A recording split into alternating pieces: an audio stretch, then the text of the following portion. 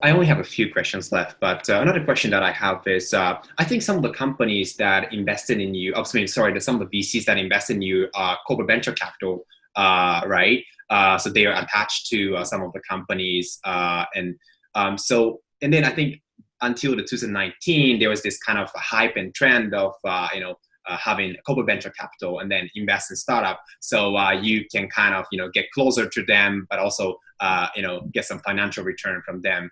But also some people say that some of the CVCs are poorly managed, or you may get some issues if you get investment from them because they're not really experienced in investing, and you may get too much of valuation, and on the next round you may not be able to actually get a good deal. Do you see those issues, and did you try to avoid that?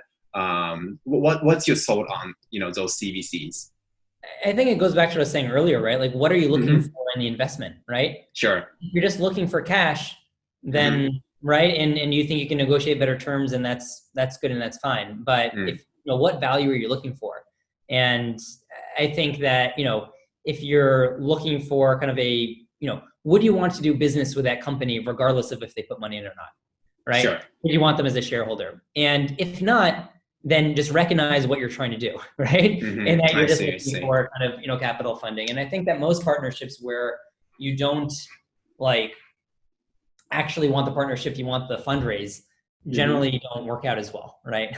I see. And so if you go for the value of like doing business together with them, and different is are different, right? Some Mm-hmm. maybe actually have formal synergy. Others it's more just like, hey, we see the same future together, right? And maybe even if we don't have synergies right now, we can kind of imagine that we're going this direction. Stay in Mm-hmm. touch.